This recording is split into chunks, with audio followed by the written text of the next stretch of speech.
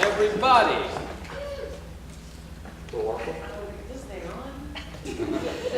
We're off to a great start. How about now? There we go. That was not Benji's fault, that was mine.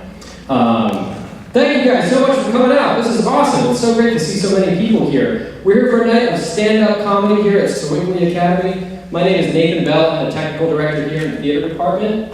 And this night, thank you. I just got a thumbs down from the tech booth, by the way. Tonight we are here to allow our friend to perform her senior project, which is a night of all original stand-up comedy material, which is fantastic. But stand-up at Sewickley Academy, I have to say, it's a little weird. I feel like it doesn't quite fit the vibe, you know? It's like putting a bowling alley in Buckingham Palace, you know? It doesn't quite fit in. I didn't quite fit in either when I came here. I came from a public school. I went to public school growing up, and I also taught at a public school before I came here. You know, it's pretty strict, it's pretty regimented at public school, you know? Everybody has a place to be, and anybody that's out of bounds is, you know, is subject to chastisement from, you know, the faculty. And then I come here, right? It's just like kids sitting under trees, sitting on benches, just doing whatever they want. First day here, I came in, all right, where are you supposed to be? Put on my teacher voice, you know? What? I have a free. A free what? A free latte from Starbucks? A free $15 grilled cheese sandwich from Mel? That's crazy, by the way. Yeah, so anyway, it's different here. It's crazy. It's a little bit like Hogwarts, working at Sewickley Academy. A little bit like Hogwarts. You know, people just do whatever they want. We have zany, white-haired wizards. You know who you are. The only difference is that we don't have our mail delivered by little owls. We have our mail delivered by Ed the maintenance man. And God bless him for doing that. But basically the same, except Ed screeches more. So, all right, that's enough of my terrible jokes. You're not here to see me. You're here to see a girl who is a remarkable athlete. She has played 3 sports while she was here: basketball, field hockey, and girls lacrosse. And her first year at Sewickley Academy in 9th grade, she was the only girl in her freshman class to go out for field hockey and stay in it for 4 years. She was completely new to the sport. She had never played it before, and she was at a new school. So that shows remarkable grit. In fact, the first year, I heard that she dragged field hockey balls in a big sack from the front field across the parking lot and down to the back field and called it, hold on, let me get this right, dragging her puppy. Does that sound right? Anyway, she wound up wearing holes in the bottom of the bag and all the balls spilled out across the turf. At least according to my sources. Anyway, she went on to become the #1 leading goal scorer in girls field hockey for 2 years. Although tragically, she suffered a season-ending injury in a basketball game this past winter, tore her ACL. But she's still a team player. She went on to manage the girls lacrosse team for the remainder of the season. She is graduating this year in the class of 2016. She's going to go off to school in New York City at Fordham University and study English. And this is her first time performing stand-up comedy, so please give it up for the one and only Maddy Casale.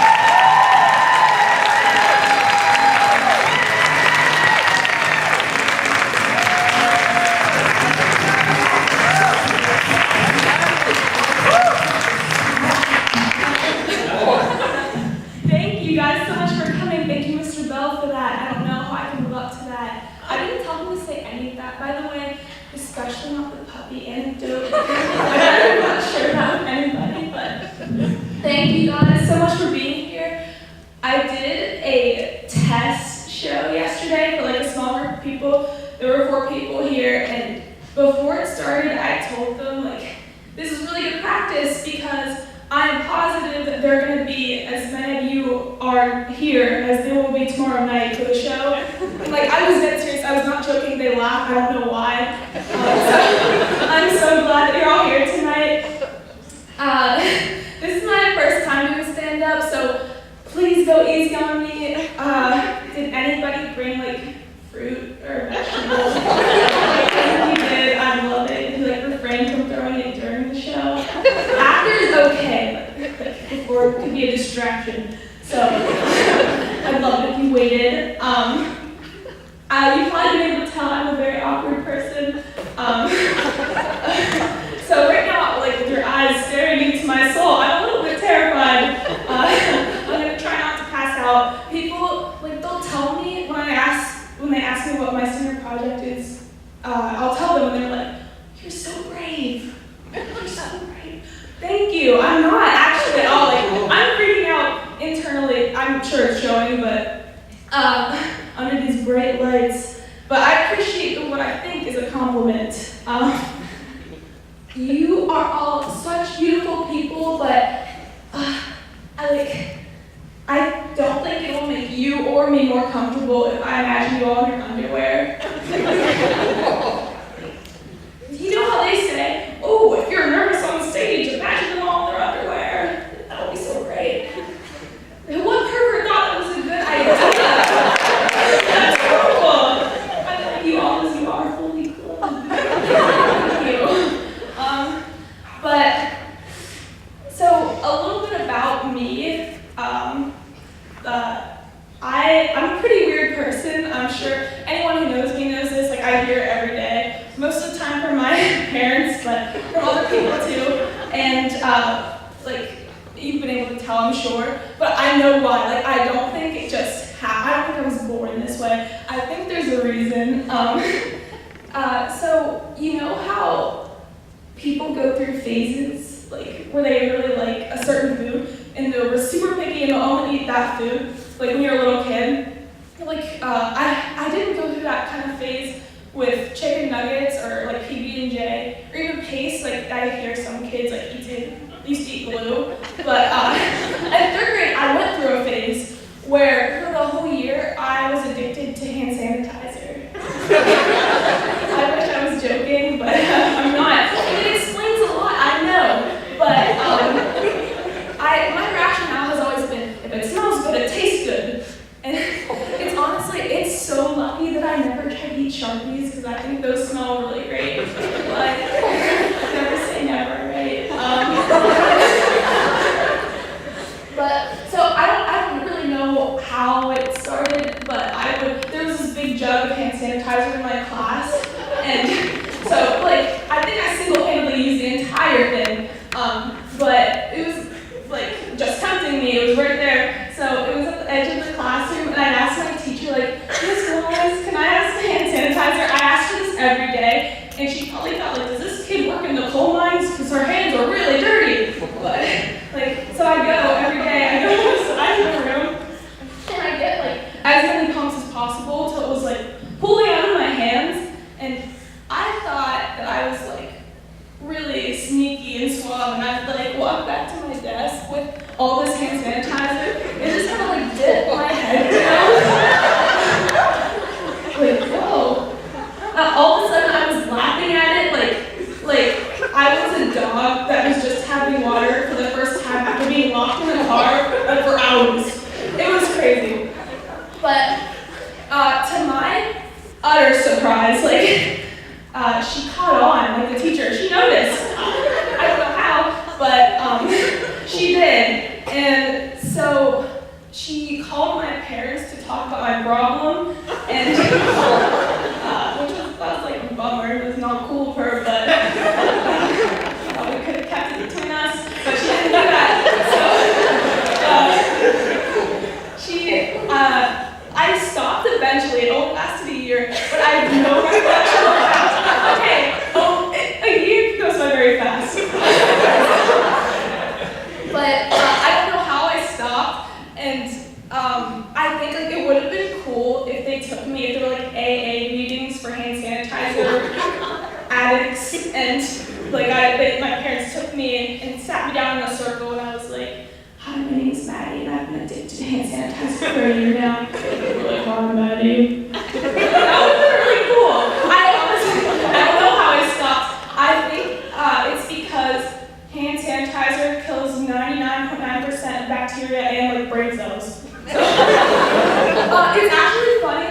I tried to distance myself from this stuff for a while so I didn't relapse. But eventually, a few years later, I found the strength to look at the back of a bottle. I don't know why, but it was so weird. In big print, it said, if consumed, contact poison control. I was just like, had that always been there? That's crazy. It really is. I should be dead. Like, that's insane. But I do think I know why I started eating hand sanitizer. And I think it's actually something I turned to cope with mental scarring from my childhood. My parents were like, "What? We raised you so well."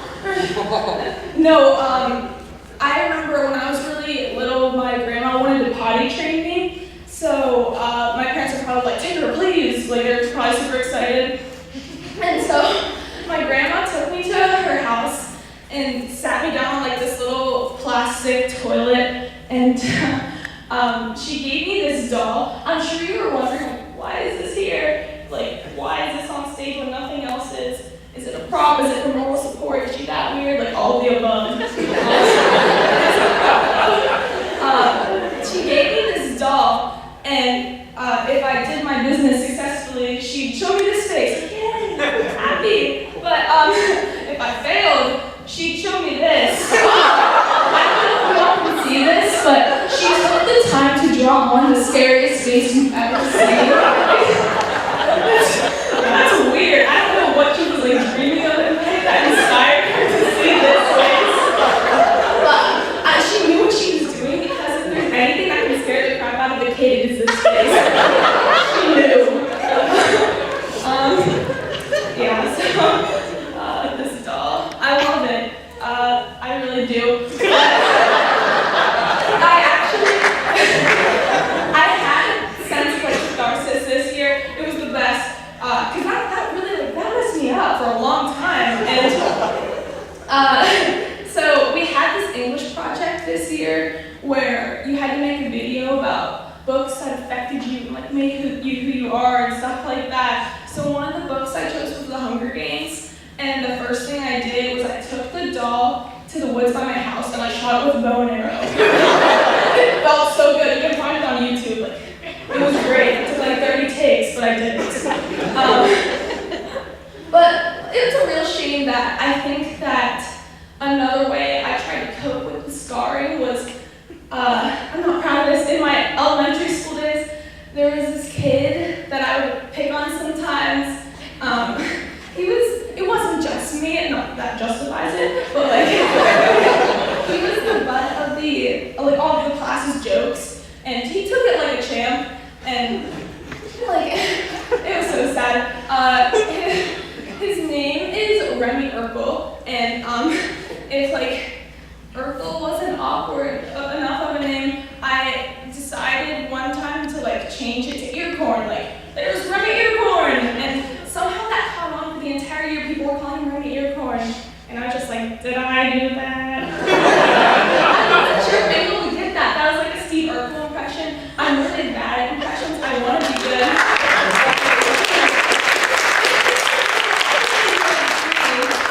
That's not one of them.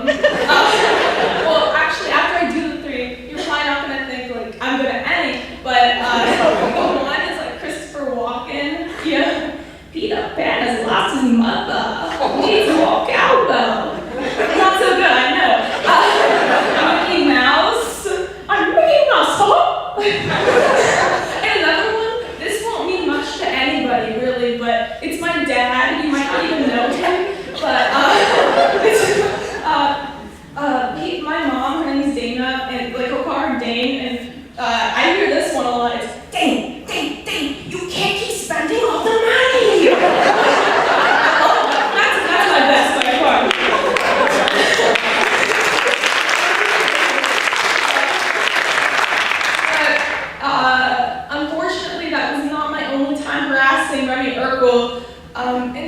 grade, I remember this so vividly. I was in the cafeteria for lunch, and I saw a salt shaker, and then I saw Remy Urkel, and this question popped into my mind. I was like, I wonder what happens if someone gets salt in their eyes. Yeah, I know, weird, right? So I was like, this is my chance. So I was so excited, I bounded up to Remy Urkel, and I was like, surprise! I saw his face. His eyes immediately went burning red, and he started yelling, my eyes, my eyes! I was just like, whoa, I did not see that one coming. I kind of got out of there. I had to roll around on the dirty cafeteria floor. And it's actually, he is doing really well now. He's in a band. He's a nice kid. He's totally blind in both eyes, which is really funny. He's doing great besides that. Yeah, I know it's bad. But luckily, you'll probably be happy. Like, karma came back to bite me, like in high school, because I'm a really awkward person, and so I went to the same school for 10 years of my life. I came to Sewickley as a freshman. I'd never been a new kid before. I didn't know how to meet people, how to talk to people. I still don't. It's crazy. But so I was really nervous, and new situations in general just kind of freaked me out. So people would ask me to do stuff sometimes, like to go and hang out, and I'd always just make up an excuse and be like, no, I'm sorry, I have plans, darn it. And and I had really big plans. I'd be, probably 9 out of 10 times, I'd be alone at my house, watching Downton Abbey and eating soup, crying into the soup. It's really sad, it is, but what's sadder is it took me 3 years to realize, this is not good. I had to look at myself in the mirror and be like, Maddie, you're a loser. I mean, it's true. So this year I decided things were going to change for me. I'm going to put myself out there. So I decided that this year, I'm going to meet some new friends. And there was one group in particular. It was a big group of boys and one girl. And I thought they were so cool and really fun to be around. And you are, I know. But you probably think you're cool too. At my old school, there were 18 kids in my grade, and 12 of them were boys. So I always thought, that means I know how to get along with the boys. This is my chance. I'm gonna be one of the bros again. Yeah. So the first step to being a bro was I wanted to sit with them at lunch. That's how you get in with people. So they would all be gathered around a really long table, Jesus and his disciples at the Last Supper. It could be a pool. And I wanted to sit with them so badly, but I didn't want to invite myself over. So I thought they'll invite me, and I'd walk back and forth really passive aggressively and over and over. But to make it seem believable, I would be buying stuff. I would get bottle of water after bottle of water. And in my head, I was thinking maybe they were thinking we should invite her over, but in reality, they were probably just why is she so thirsty? So I was never invited over, and I realized, all right, I have to do this for myself. I gotta be assertive. That's all right. I got it. So eventually, my chance came. It was a few days before winter break had started, and we had one of those class parties, a breakfast party where you bring in food and stuff for first period, and I had 12 extra muffins because I think one person ate it. That was me. I don't know why no one else was hungry, but so I had a ton of extra, and I thought muffins, yes, this is my ticket in. So I went down to the cafeteria in a 20-minute break between first and second period, and I walked over to the end of the table, and I'm like, sup? And no one acknowledges me, which I don't know if it's a good thing or a bad thing, but I just shook it off, and I took out the muffins, and like the cool kid I clearly am, I slid them down the table and I was like, if anybody wants these, go for it. So I turned to talk to someone on my right for I look up, not even 2 minutes later, all of the muffins and everyone at the table were just gone. They had left. I was like, oh my God, this is not the gratitude I've been expecting. What? And so I was devastated. And this is it for me. This is the lowest low of my life. This is horrible. And I was feeling really down, but I think at least one of them was able to tell, and they gave me the best advice I've ever gotten to date. And they said, if you want to be one of the bros, you have to be treated like one of the bros. And I was like, okay. But being treated like one of the bros means you start from square one, and square one means constant teasing. But the good news was that there was a kid, he's the nicest kid you'll ever meet. He's at score -1, forever. So I knew I would never be the lowest but it meant I was gonna be teased constantly. So at first I was really offended, but then eventually I got used to the jokes. So the problem was I could never go up a step because I'm horrible at thinking on my feet, and I'm so bad at comebacks. So that's why, please no one heckle, I will have nothing to say back. Which is probably more incentive for hecklers to go at me, but I shouldn't have said that. I could not think of comebacks at all. But a few weeks ago, I had the best idea. I was like, I'm gonna think of something, and they're just gonna be loud, and they're all gonna worship me. So the first thing I did, I Googled good comebacks. Very original, I know. And I memorized some of them, and it was a great plan. And but what was so lucky was that literally minutes later, the chance came up to use one of them. And so I was standing somewhere, and they were like, who said you could stand with us? And I smirked. I was like, I got this. So I was like, I hope that you go far in life and that you stay there. Boom, mic drop, yes! And it was totally silent, and I was like, I got him, yeah! He was just like, oh my God, did you Google comebacks? I was stunned. I was like, Google didn't say what to do. Someone asked if I Googled comebacks. What? So I was so ashamed, and when he said it out loud, it did sound really sad. So I just admitted it, yeah, that's what I did. So it was a real tragedy. But I think the sadder thing is that I never got to use my favorite, you'll never be the man your mother is.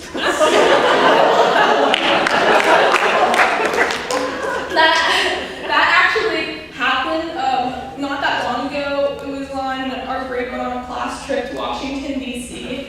And everyone was so excited for it.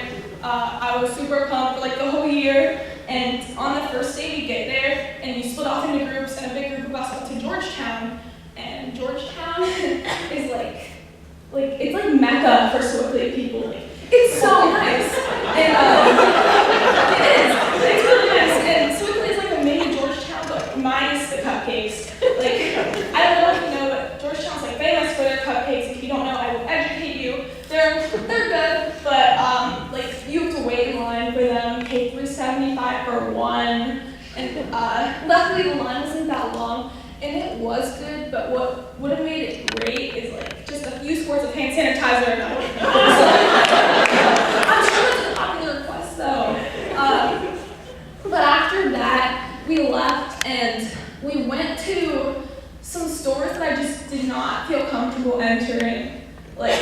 We started lights at Urban Outfitters, and Urban Outfitters is a cool store, but that's the problem. It's a cool store, not cool. So I was in there and I was just kind of Urban Outfitters, I'm an Urban Outfitter. And someone that worked there, some hipster, and I don't even mean that in a derogatory way, bless hipsters, I wish I could do that, but, so one of them comes up to me that works there, and they were going to try to sign me up for something, but then within seconds of talking to me, they're just this isn't going to work out, out of the way.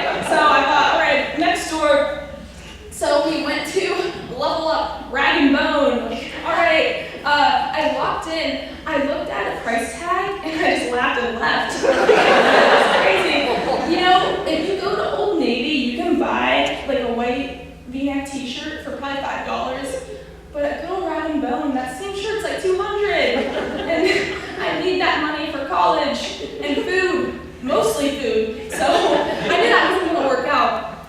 But then, I think the anticipation was building. The last store we went to was the store of all stores, Vineyard Vines.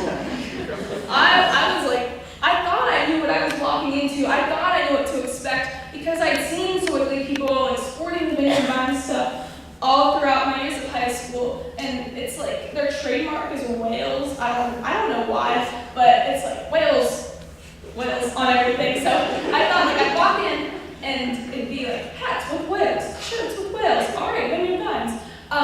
But I walked in and it was crazy because all of a sudden I think that I knew exactly how Remy Earcorn felt when I threw the salt in his eyes. Because I was just like, my eyes! It was like there were polos and golf skirts and they were all colors of the rainbow, but like on LSD, like everything was so bright and I didn't know what to do. I was like staggering all over the place and there were whales. There were whales everywhere. It was maddening how many whales there were. There were whales on shirts and on skirts and skirts and socks. There was a bike and just one bike and there were whales on that. And there were like mini bottles of water which all had whales on them. And a mini fridge also had a whale on it. But so there's this mini fridge just sitting there completely unattended. And it's like, you look at it and I thought like maybe it could have been complimentary. But I felt like if I had taken a sip, it would have been like $500, please. I was suspicious, but if that wasn't the case, like maybe instead of water, it would have been whale urine. If that would have been the case, I would have tapped out, I would have left, I would have walked home to Pittsburgh. I would have just been like, I'm done. This is not fun anymore. But Georgetown was fun, all in all. But everyone, that was just child's play. The next day was what everyone was super excited for. We were going on a scavenger hunt, which was like the amazing race sort of thing. It was all around Washington, D.C., and we were in groups and would have to go to follow clues to get to different spots. And I was super pumped. Everyone was really excited for it. So it was fun. It was fun. 5 minutes in, it was really fun. I had to, but then we had to refill our Metro cards, and I was just like, ugh, this is what it feels like to be an adult. Ew. And you guys are probably like, that girl's going to school in New York City next year, she's gonna die. I think I will, thank you. If I don't do it tonight, but, we had to refill our Metro cards, and it was the craziest thing. When we went back, the last train had left, and then the next one didn't come for 40 minutes. So it wasn't fun anymore. And then we waited. We were one of 3 groups that had missed the last Metro train. So when we finally got to the Washington Monument, it was fun again for the next 5 hours. Then we hit a wall about 5 hours in. You see, 3 months ago, I had ACL surgery, and to put it lightly, I've been dormant for a while with physical activity, and so my legs were just since when do you exercise? It was awful. I felt like I was going to collapse, but I feel even worse for the people in my group because I'm super competitive, and I kept being like, we got this, we can do it, we're going to win. And I know they definitely got sick of that, but it would have been horrible to hear that for 5 hours. But luckily, they didn't have to hear it for 5 hours, they got to hear it for 8. Yeah, the scavenger hunt. 8 hours and walking, because we weren't allowed to take taxi or Uber, walking 20 miles later, which was great, by the way. I love getting that much exercise. So we walked all that time. We finished second. That meant there were 8 teams. There were 6 people that still hadn't finished after 8 hours. That's crazy. I think people must have been hobbling across the finish line, like prisoners of war that had just escaped and swam across the ocean, which is actually really believable because by the end, I think we were also drenched in sweat. It was crazy. I felt so bad for the people that stand within a mile radius of me on the train back to, the 40-minute ride train back to Bethesda. That could not have been fun. I do look back on that memory so fondly. I really do, but there's one memory that I don't look back on as fondly. That's why I'm walking back here really fast, because I want to show you I'm serious. I'm sitting on this piano, because that's what you know. This is dark. I wish I had someone to play it. I can't. I can only play Don't Stop Breathing, which doesn't really fit with what I'm going to say. But in January, in a tragic basketball accident, I tore my ACL. Yeah, I know. But then 1 month later in February, I had surgery for it. And it left this really big scar. If I was wearing shorts, you could see it. You could see it from like space. It's so big. And some people were like, "You should put ointment on that. That doesn't look good." But I think it looks really cool. And when people ask me how I did it, sometimes I'll tell them the boring, like, I got hurt playing basketball. But other times I'll like to switch it up, and I'll be like, I was walking in the mean streets of Sewickley, and I saw this old lady. I saw a burglar with a knife in his hand, and I was like, oh my God. So I saved her life. I saved her and her cat and her grandchildren too. And people, they just think I'm such a hero. Like, I mean, if anyone believed it, they would. But maybe we can spread the word and make that a thing. That would be really great. But so about a week after my injury, I had to start doing physical therapy. And physical therapy, there are interesting people there, mostly very old people. I think I brought the average age down from like 80 to 75. One thing that was actually so cool, like still blows my mind to this day, about a month ago, I was in PT, and I walk in, and there's this priest there. Like, priest? What? I didn't know they could be injured. I thought they were like healed by the Lord on the spot. I got that. So then I was wondering, how did this guy get injured? Like, maybe there is a church football league, and he's on an all-priest team, and he's the quarterback, and a nun from the opposing team just sacks him to the ground. Equality in the church! That would have been a good story, but he was old too, so unfortunately, the only person at PT that I've seen that's remotely close to my age is this guy. He's in his like late 20s or early 30s. He's this balding ginger, which may be a good thing because I'm sure he's tired of being told that he doesn't have a soul. But this is horrible to say, but in his case, I think it might be true. His name is Mike. He enjoys gardening and complaining. He loves to do that. And I don't even know what his injury is because he has like constant complaints about everything. So like imagine you're off to the side on this machine, and with your bad leg, you're pushing this like 90-pound wall, trying to do that back and forth. And then there's Mike sitting on this cushioned table, and he's like, my tulips haven't bloomed yet. I put them down to plant my daisies. Life is so hard. And I'm just like, oh, Mike. It's awful. When he speaks, you think that my eyes were wheels with how much they're rolling. It's horrible. Thank you. I thought that one was going to be good. I was like, oh my God, the best line. But you win some, you lose some. It's sad.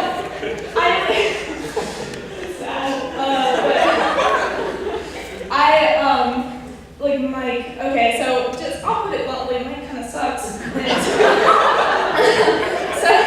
another thing that I love that Mike does is that he'll come to physical therapy, like, he looks like he's ready to go. He wears bandanas on his head, which is super cool when you're almost, like, getting up there in age. And I don't know why he was wearing bandanas, like, maybe it was a fashion choice. It clearly wasn't because he was exercising hard because he's not sweating at all, like he's not doing anything. But what if it was just a bandana, like, all right, I'll let that slide, Mike. But the problem is it wasn't. They have inspirational sayings on them, and it's so bad. And like this one time, I don't even know if this is inspirational. I don't know. He like had a bandana. It was bright red, so we could all see it. Yes, and love that. And it had big white letters on it that said, "Make excellent happen." And he wasn't wearing it ironically, so I'm shocked, like, he doesn't have a head injury, what? That's not what he's going in for? So, I'm not a big fan of Mike, but when the first thing I do when I heal, though, is like, when my leg's all healed, I'm gonna go right up to Mike, and I'm gonna kick him where it hurts. And, you know what I'm talking about? For some liquid courage, I'll take a shot of hand sanitizer, and I'm gonna